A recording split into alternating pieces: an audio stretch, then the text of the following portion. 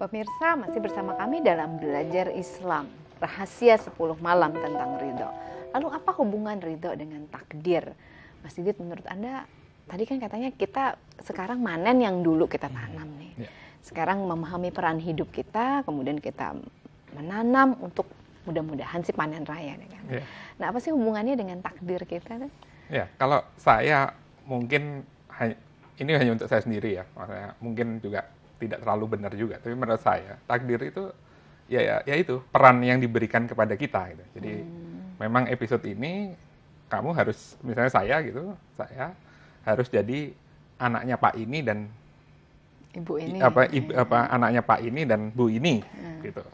Nah, harus di lingkungan situ harus besar seperti bagaimana orang tua membesarkan saya, kemudian ngelewatin episode ini gitu. Jadi mungkin saya rasa juga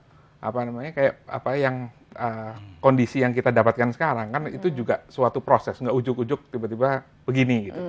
Kenapa saya berperan sebagai ini? Mungkin juga sudah ada grand design-nya, sudah ada jalan ceritanya gitu. Cuman tentu saja kan contohnya kayak seni peran gitu. Nggak, kan kadang-kadang aktor itu juga jadi yang antagonis, ada yang jadi protagonis. Wayang tuh kadang-kadang bisa jadi satria, bisa jadi raksasa gitu kan. Nah, tapi sebetulnya bukan masalah peran kita jadi siapa. Yang penting adalah ya kalau kita memang kali itu jadi peran raksasa ya, jadilah raksasa yang baik gitu. Jadi istilahnya mainkan peran sebagai raksasa sebaik-baiknya. Kalau jadi satria ya jadi satria sebaik-baiknya gitu. Jangan kita disuruh jadi mainkan peran raksasa, kita mau keren, mau terkenal, mau digemari sama orang lain seperti seorang Arjuna gitu. Padahal dia perannya raksasa. Jadi kacau pertunjukannya. Jadi bagaimana kita memahami bahwa ini ada satu grand design, ada satu kepastian, ada satu map yang sudah dibuat oleh Maha Kuasa terhadap hidup kita dan usaha kita.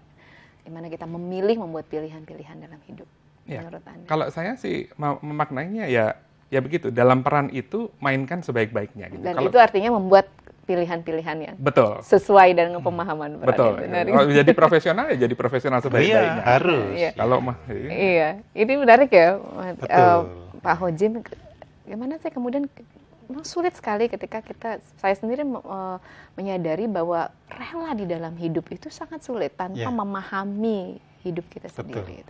Ya, memang. Jadi makanya kalau kita melihat apa yang sudah disampaikan di dalam beberapa episode ini, maka orang akan bisa secara perlahan bisa masuk ke dalam sesuatu yang baik. Ya, misalnya kalau ia sudah sabar, ya tentunya kesulitan itu menjadi semakin berkurang jauh ketika orang sudah bisa sabar. Ya. Begitu pula, dia malah bisa bersyukur, lebih lagi kesulitan itu akan terasa semakin artinya ada kekuatan untuk menanggung konsekuensi dari perbuatan itu. Begitu pula ketika seseorang ingin memahami, loh apakah saya ditakdirkan seperti ini? Ya.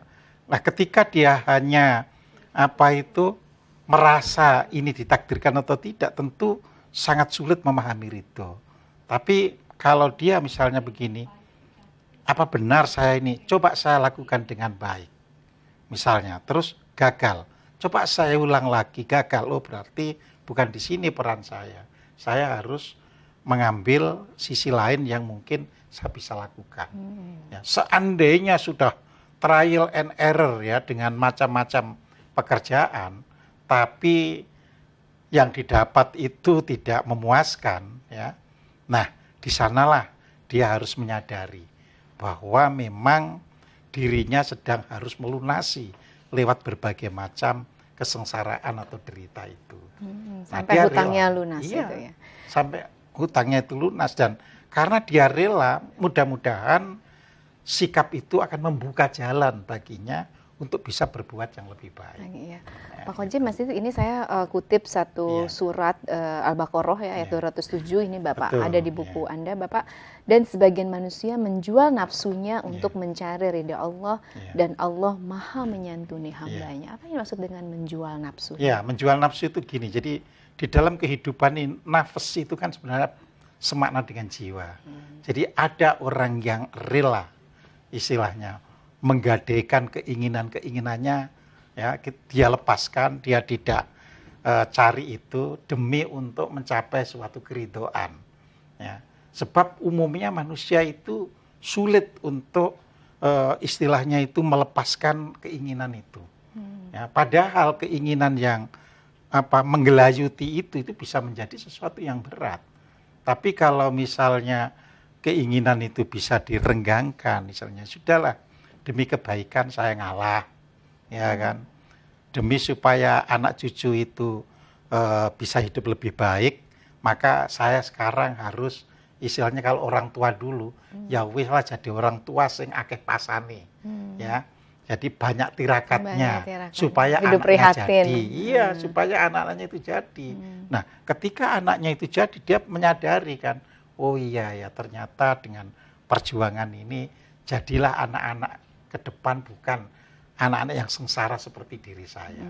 Nah, ketika dia sudah bisa menyadari itu, dia menerima semua penderitaan yang dialami sebelumnya itu. Gitu, ya. Menarik sekali pemirsa, Mas Didit, ini saya jadi ingat nih satu dialog dalam wayang Purwo Jawa, kisah Mahabharata itu kenal sekali ketika Duryudana bercakap-cakap dengan ayahnya Destarata tentang kebenaran. Dan menarik ketika Duryudana mengatakan, apakah kebenaran itu bagiku adalah tercapainya semua keinginanku gitu. Tadi kan Pak Hojim mengatakan kita harus melepas keinginan kita untuk bisa mencapai ridho. Dalam kehidupan Anda, Mas Didit, ada nggak sih keinginan-keinginan yang kemudian Anda ingin tersebut, tapi pada satu fase kebijaksanaan tertentu dan itu dilepaskan untuk kebaikan yang lebih besar? Iya, tentunya ada ya. Tentu saja dulu kan melalui beberapa proses lah ya. Dulu zamannya sekolah, kita pasti pengennya jadi murid yang paling pintar gitu. Ternyata saya bukan murid paling pintar. Lalu selalu ngelihat orang tuh kalau waktu jadi mahasiswa kayaknya yang IP-nya di atas 3,5 tuh kayaknya keren gitu. Tapi saya kok ya nggak bisa gitu. Gitu. Tapi walaupun waktu itu berusaha keras untuk bisa jadi yang terbaik. Demikian pula dulu dari karir. Karir kan dulu umum. Orang kalau jadi staff pengen jadi kepala seksi pengen jadi manajer pengen itu. Dulu kayaknya pengen, waduh saya harus cepet-cepet jadi ini gitu. Selalu kayaknya ada yang dikejar. Dan akhirnya seperti memburu. Nah, akhirnya kita jadi kayak buru-buru gitu. Cuman sebetulnya kalau dilihat bahwa itu adalah sebuah proses perjalanan yang mana saya bilang mungkin kalau saya dulu nggak ngelewatin itu semua, saya nggak bisa ada di posisi yang sekarang. Nggak bisa mungkin punya wisdom, punya ya banyak hal gitu ya. Saya pikir kalau saya nggak lewatin itu semua, mungkin saya jadi mungkin nggak punya fondasi yang kuat gitu loh untuk di posisi yang sekarang. Jadi saya pikir mungkin ya itu. Dan sekarang yang tadinya saya pengen ngejar yang lebih hebat lagi, saya pikir ya memang harus dilewatin yang ini dulu gitu. Artinya kemudian hilangnya keinginan yang dulu tercapai, kemudian Anda melihatnya sebagai itu memang harus tidak menjadi bagian Anda gitu. Iya, dan sekarang saya sudah sampai ke